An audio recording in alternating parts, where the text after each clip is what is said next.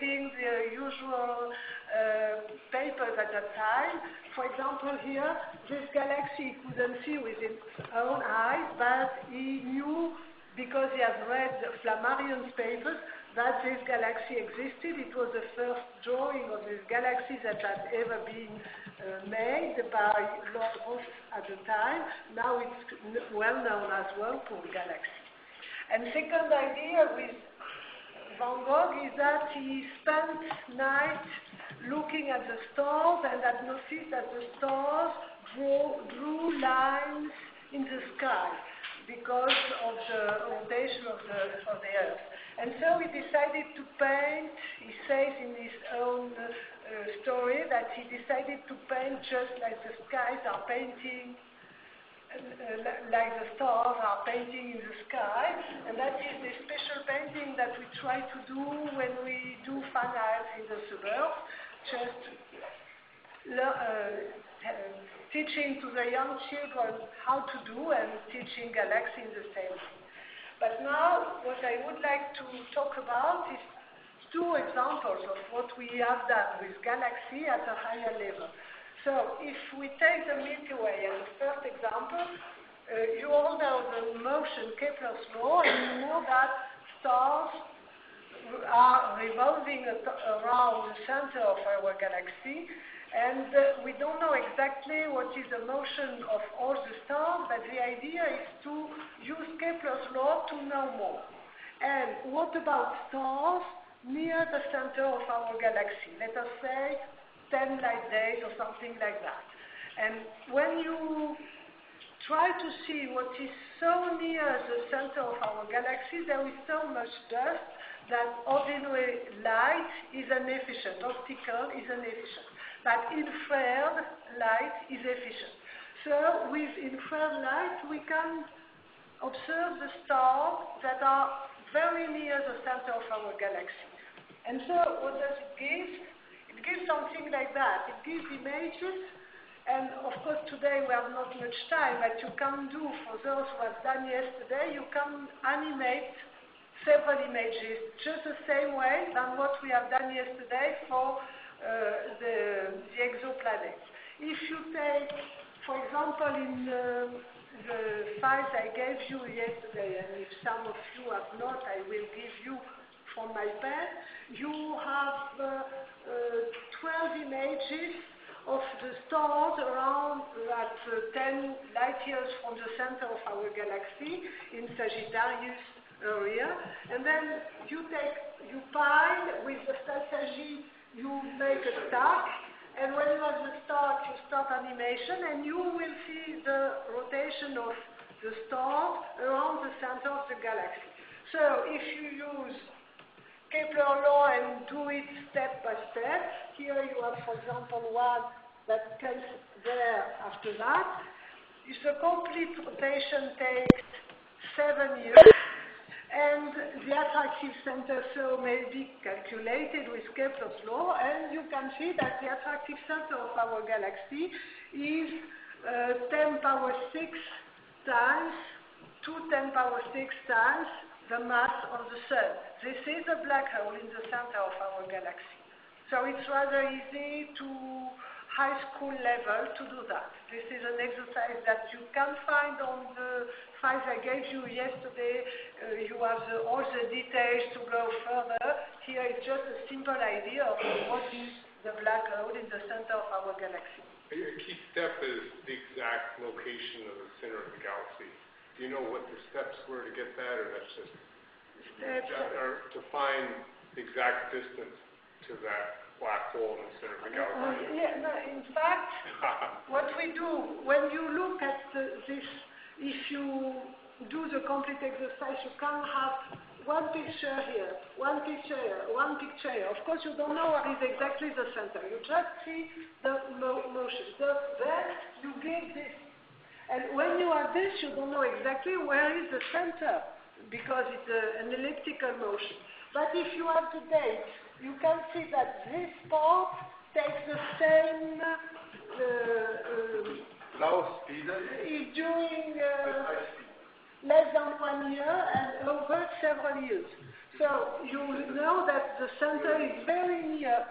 If you compare the distance, the time here and the time over there, you can know where is the black center, the center. Just the distance from us to the galaxy center. You know the log. So when you have the planet Earth, how do we know that one? Yes, because you have this part of the ellipse and you have this part. This part we have no code, but you have enough to have the complete ellipse, so you can know how long it is from here, and so you know the Earth, so you know the axis, and so on and so on. Just because in here you have on the picture. You have the scale of the picture, of course. 10 like this. Oh yeah. Okay. And you can find 1 pixel in meter. Okay. So with this. The date, and the ellipse, square. for example, this star here, when it is here, it's half of the ellipse. So you know from here to here, you have half of the ellipse. So the ellipse is something like that. It's 10 light years. This is the ellipse. You have almost the ellipse here. 10 light years. Yes?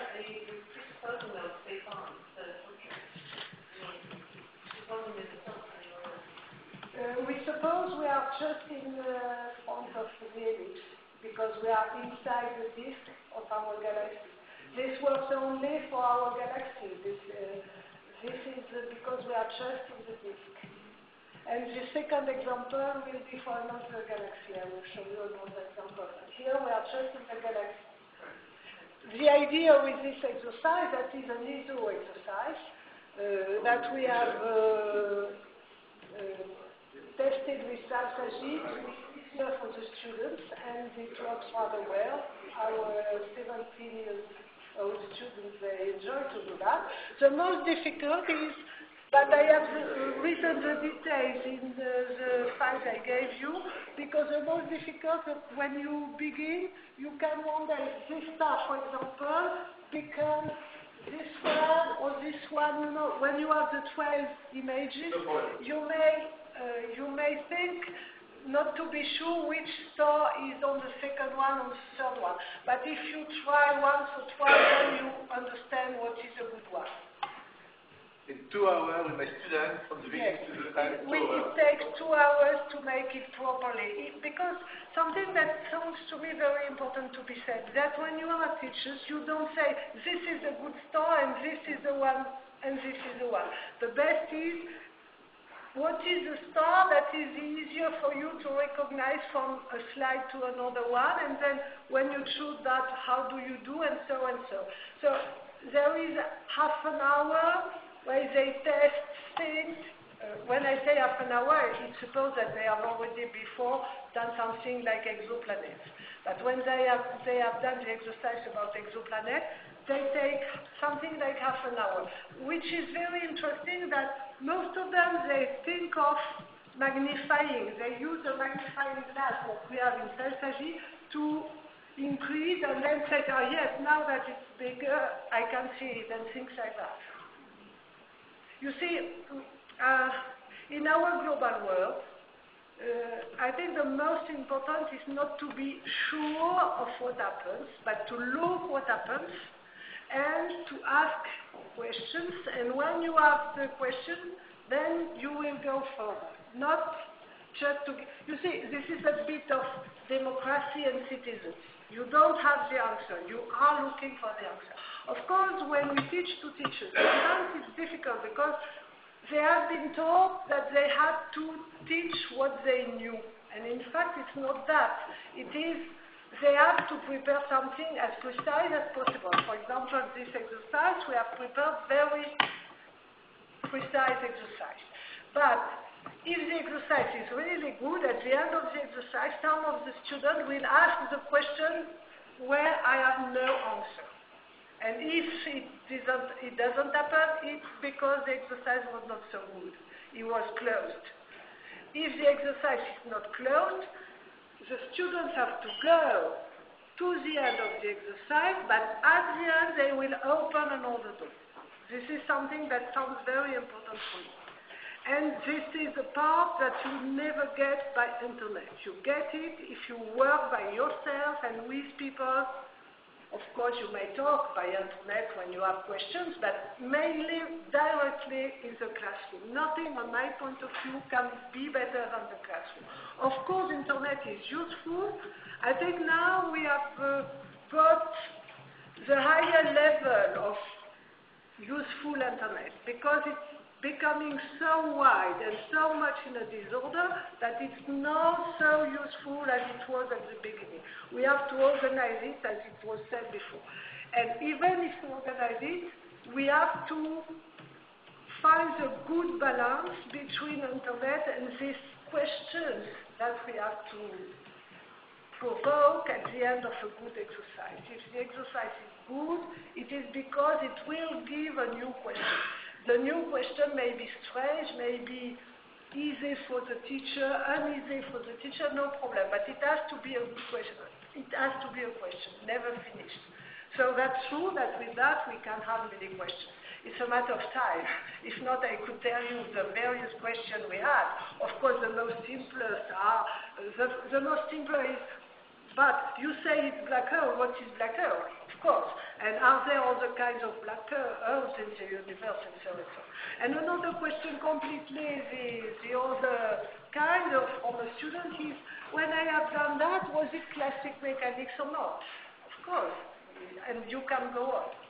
So, I go on with another example. Just before, if you want, I have on paper, not on internet, the test, the paper I give to my students is in English. If you want, I give to you. I have 9. I have put the details, but he wrote a special one with his students also. Every time you use in a classroom, you make your own one. It's better, of course. Mine is just for you to help to build the foundation. And then I hope each of you will have his own house. And this, at the end of my paper, you have the abstract of the researcher who find this black hole, and my students, they find the same thing around as the researcher. Very fun. If you want, I can give to you the line. So we said we were in Paris just to change the subject. We changed the galaxy. So we here is a merry-go-round in Paris, a famous one, and then we go to another galaxy, a further galaxy. Which may interest the teachers is that if you use Google Sky, that is Google Earth as a part, Google Sky, all that we talk about you can find easily in Google Sky. It is very, very simple. If we have time, we give you a short idea at the end of the presentation. Anyway, this is another kind of galaxy. You have a number here. The galaxies redshift go further and further from us because of the Big Bang, but the galaxy turns also around its center. So you have two Doppler effects. You have, if you make a spectrum, you have the spectrum of the core of the galaxy, that is a continuum. If you take hydrogen, the main line, it's not the only one, but let us take this one. This one here, you can have in the image information the wavelength that is here. And the wavelength here is not the same as on Earth. So you have the redshift. And if you measure exactly the redshift, you will have the same distance for this galaxy than what you can read on Google Sky, for example. So this is the first redshift. And then you have a second motion. The second motion is the galaxy turning. So in the arms of the galaxy, you are waiting for a Doppler effect on this side and another one on this side. And what is surprising, and that it begins like the traditional story, and there, no more. Exactly, you have a Doppler effect, but the same all along. On the contrary here, you have, it begins as a normal story, and there, you have the same Doppler effect, even if you are near or far away. So, what does it mean? With the main line, I told you, if you have spectrum of Earth, you have this. spectrum is changed. You have a changing here, a velocity here. This is what I told to you. And now, if you take what happens in the arms of the galaxy, if you had only matter here, then here it would be slowly and slowly. If it was a solid, it would be more and more. And what is extraordinary is that it's exactly the same Doppler effect all along for the upper and the downer parts of the galaxy. So, like, it happens like if something prevented the rotation. That is something more than the usual description. And this more we can try to understand very simply. You have the complete exercise also in the slides I gave, but here you have just a very short idea. If you compare from here to here, you have 8 pixels. And 1 pixel in our picture is 1 angstrom. So you have 8 angstrom here. And from here to here, you have 16 pixels. So 16 angstrom. From here, from the bottom to up, you have 256 pixels. So, if you want just use Newton's law, as I have written here, you see that you have, for a star or for anything that is revolving, you have here the information about the mass, that is the real mass in the classical mechanics. And so this real mass, if you compare 2, 5, 6 divided by 16, it gives you 16 or so. It's not on purpose, but it could be 10 and 12, but it is 256 upon 16, it is 16. So that means that the real mass in a Newton's law model is 16 more than the core of the galaxy, this part. So this part, mass of the core here, and the whole mass is from here to there. You can't have this law either, I explained, when you use this, you can use this for this part, or you can use this for the whole part. And the ratio between two is 60. For the same law. So for the same apparent law, you have a ratio that is 60. That means that if you think of traditional matter, you will have the core, and in the arms, we think that there is almost no matter. So if you have only the core here, you have only 1 part upon 16 of what you have if you take the whole. This is unknown. We call it dark matter, but we don't know what it is. And it is very interesting because I said questions for the students. Here it's question even for me because I say immediately, now you have to work, you have to find what is this dark matter because it's your job now to explain this problem. So this has been first made not only by Vera Rubin, but largely studied by Vera Rubin, and I am very interested in Vera Rubin because she wrote 2 very good books. One book about bright galaxies and dark matter, and one book for the young ones that she called My Grandmother is an Astronomer. And it is a very good book because she explains how to be a scientist while a woman, and in rather difficult conditions because maybe you know that she was not allowed to enter the great observatory. I think it was Mont Palomar at the time, and she had to ask a special permission directly to the president of USA. And she got it, and it was the first time a woman could enter such an observatory. And after that, at the end of her book for the children, she told the story of Paperback Princess that had rescued a prince, the contrary of usual. It's a traditional story, and the prince said to the princess, oh, now you are all muddy, you should change and take a good dress for the marriage or something like that, and the princess says, if this is the problem, this is not the true problem. The true problem is that I don't want to marry you. And I think this is a good question also with that. So, just now a few words to change because we have been very serious, and when we teach, we try also not to be so serious. I have been to show you two galaxies in a few minutes. So I would like to show you a few pages about spring in middle school in Bavaria. Last spring we went in Bavaria for teacher training, and as you see we had the flag of Brazil, so let us have a look at some flags. We had also work with Salsagi about kites and Southern Cross for primary school, with the Southern Cross over and on the flag. And so a few words on the flag. First, of course, if we speak of the European flag, we have 12 stars.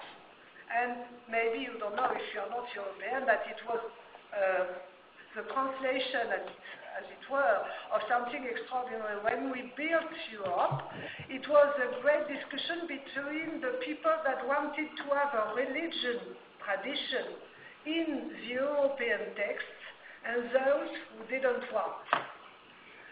I belong to those who didn't want, but when you don't want to have religion written in the text, you have to agree with those who say that it is their roots. So how to do? So we had a compromise, balance. You have no religion in the European text.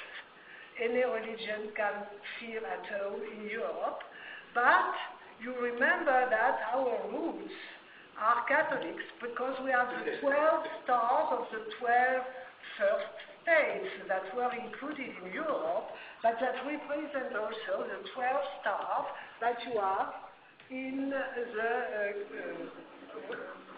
Christian religions on the crowns, like here, and you have many representations of this kind in Europe.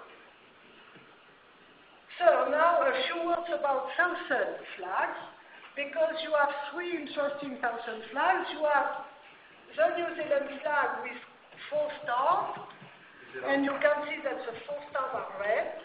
Then you have the Australian flag with 5 stars in the Southern Cross and 1 more.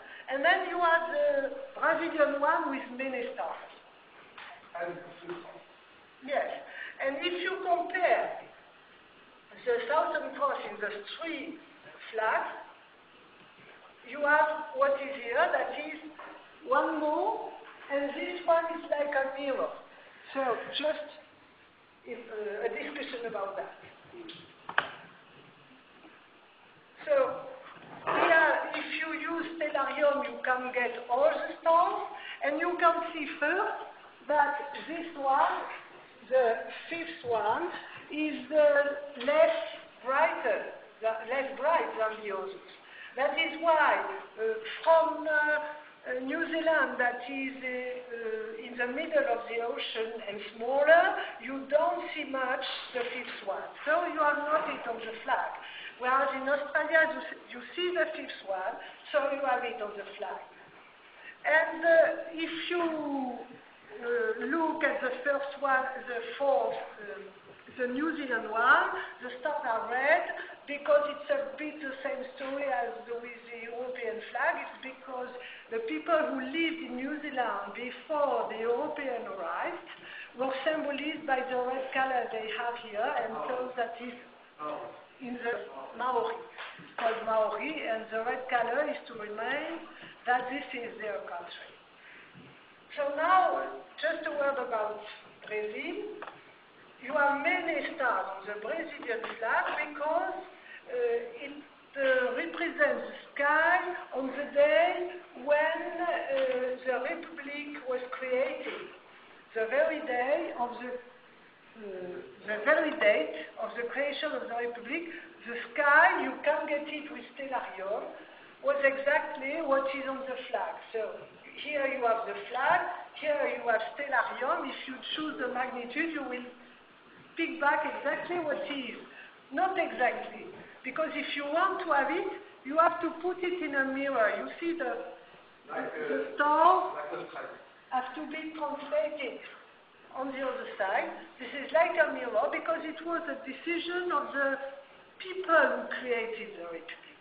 The people who created the Republic, they wanted to say that we are not the main actor in the universe, so we have to see our Earth from the cosmos. So they decided to explain, to draw the sky, not seen from the Brazil, but seen from the cosmos. So it's a point of view completely different.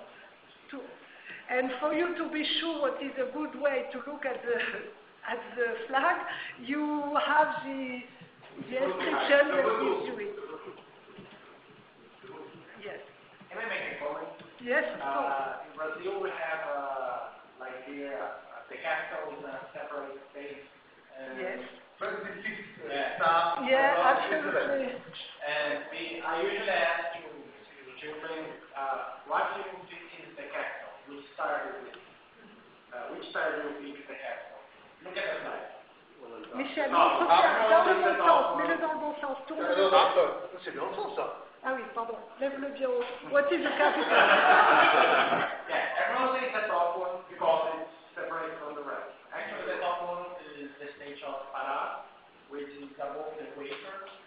Yes, so you see the strip is below the equator. Yeah. And actually, the Brasilia, which is the capital, is that fainter star below the Southern Cross.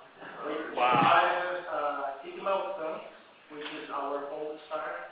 So all the other states revolve around the And also, And on the very day of the creation of the Republic, the main axis on the meridian of Rio de Janeiro. Exact the time, precise, when we. So go to Stellarium and you will have. I will tell you, you make symmetry and you can see. I think we should give place to Roger first. Just 2 words. First, we began yesterday with a sentence of Oscar Wilde, so I would like to give you a second sentence. We are all in the gutter, but some of us are looking at the stars. And then if Michel would like to show to those very quickly what you can do with Google Sky, because it's very easy with the children. And this is a true problem that when you have many files possible, many software possible, it's difficult to choose, but the students enjoy with Google Earth because it's so easy. I think this is one quality that we should try to get in Handsome Universal Sir. They have succeeded to do something that is very friendly for everyone. And I think this is very important to get friendly, to work till it is friendly for everyone. Remember, when Suzanne showed Doppler effect for the galaxy to find dark matter, the speed was 3,000 km per second. If you want to seek, you go on Google Sky. Now, you go to Google Sky, like this, and you write, you seek for galaxy.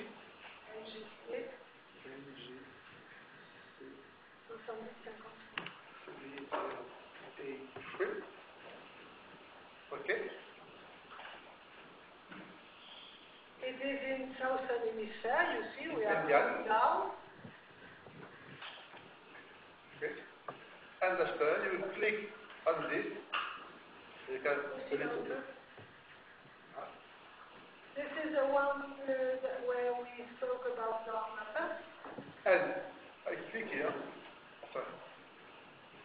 Voilà. You click on that. And here you have the information. You have a very good image information. And here you find on the not full screen, and you find here then the speed, I'm sorry, it's not the same, no, sorry, come back just before, not too bad, sorry, when I'm too quick, just,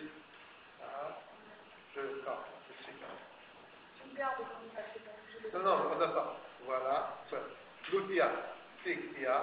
Not a speed like me.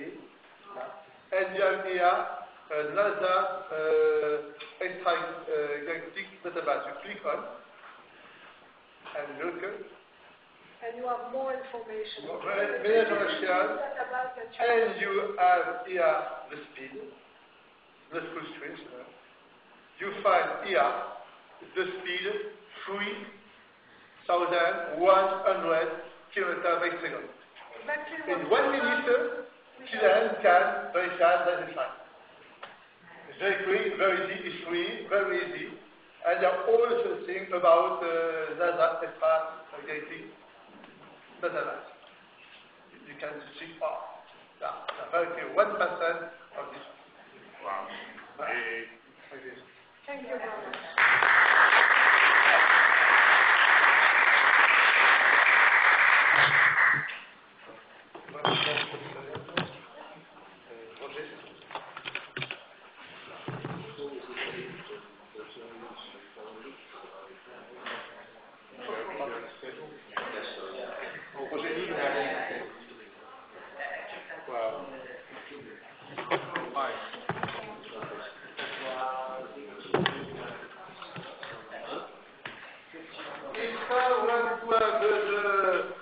Exercise about how to find the background. That's nice. Okay, I'll go like that. I will do that in 2 hours.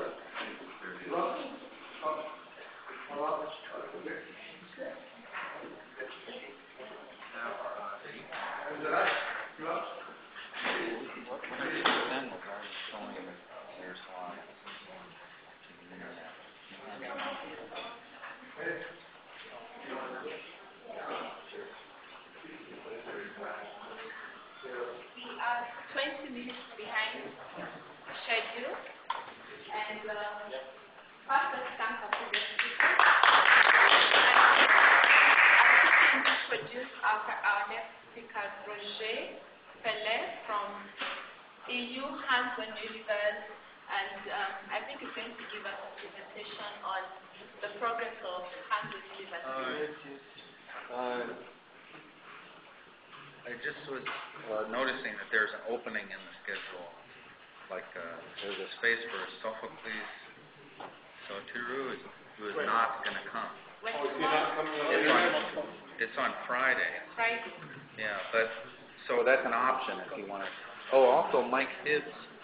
Is Mike Hibbs going to be presenting? Okay, so there's 2 openings actually, one on Thursday, one on Friday. Of people who can't show. You sure Sophocles isn't phoning in? Rosa might have. No, Rosa said she hasn't heard from him. Okay. So there's 2 openings. If you want, you can either do it now or. I can give you my slot in the morning. But if people prefer, I don't care. But it's already 5, almost 5, Yeah. and it's supposed to go to Vivian Might be better. at 6 o'clock. So I don't know what people feel about postponing this session to tomorrow morning at 10 o'clock. I'll give Roger my time slot, then I can just. You'll move to the other time? Yeah. Is that okay? Yeah. But as long as you're set up here, let's do a test of the. So see you tomorrow. Thank you. I'd like to thank everyone for the session we've had, all the speakers, and for Carl and the group allowing me to chair the session. It was fun. Thank our chairperson.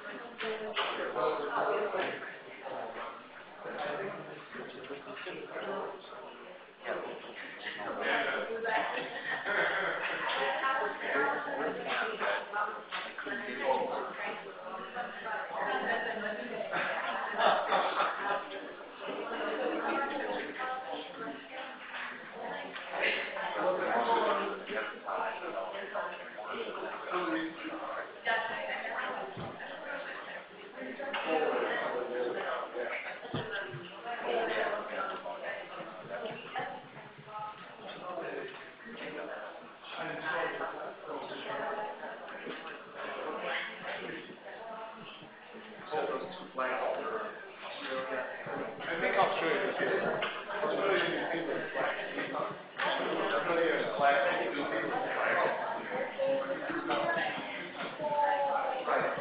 And the Maoris talk.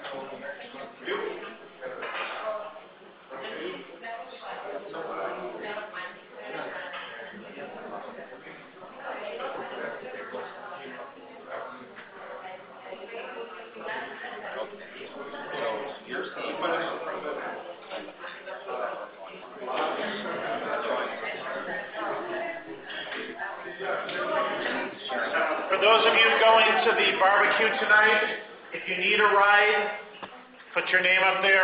If you are willing to drive people, put your name on the other side. The best address is 310 Alcorn Road.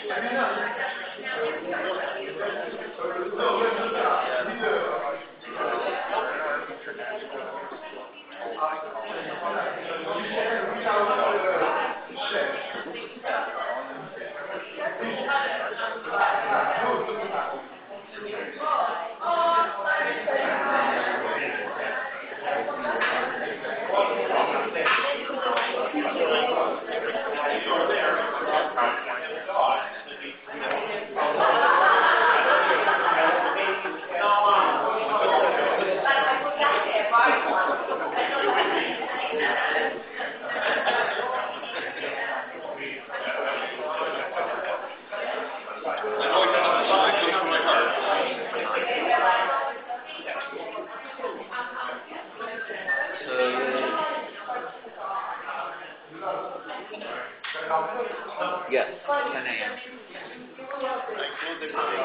Yeah.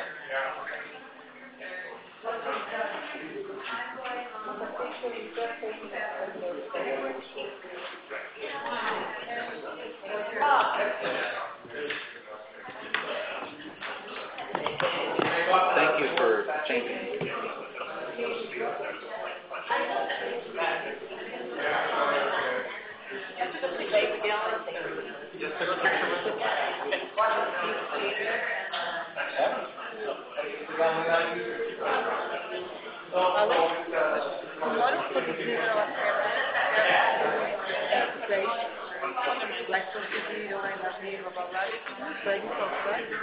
If they have gone, I mean, if they're at that conference in Thailand, I would they're telling me that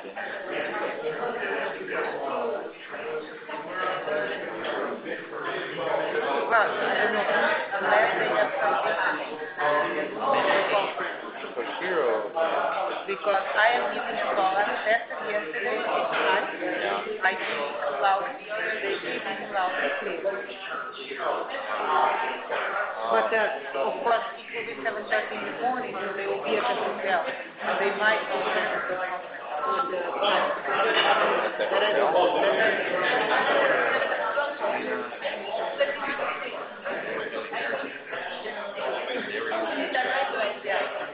That's what they're going. That's what they're going to use. They're going to be picked up in Skype.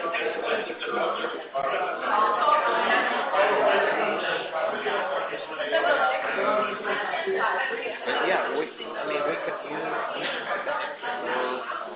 or ready. We can do either one.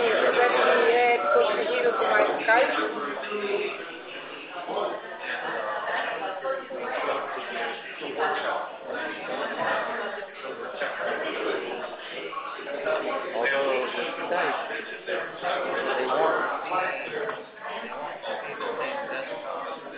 ready. People are seeing a ready top desktop. Skype want unless they're logged into the ready So perhaps we should have a ready talk. We should, in my, I would have, or in your computer, we can have the camera point to the audience. So they, I wanted them to see that because also,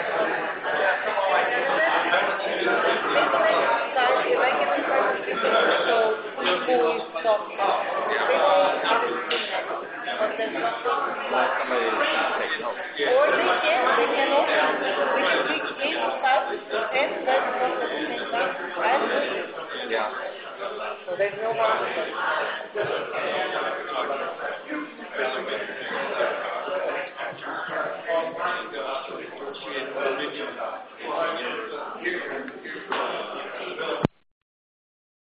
Thank you. Please stand by.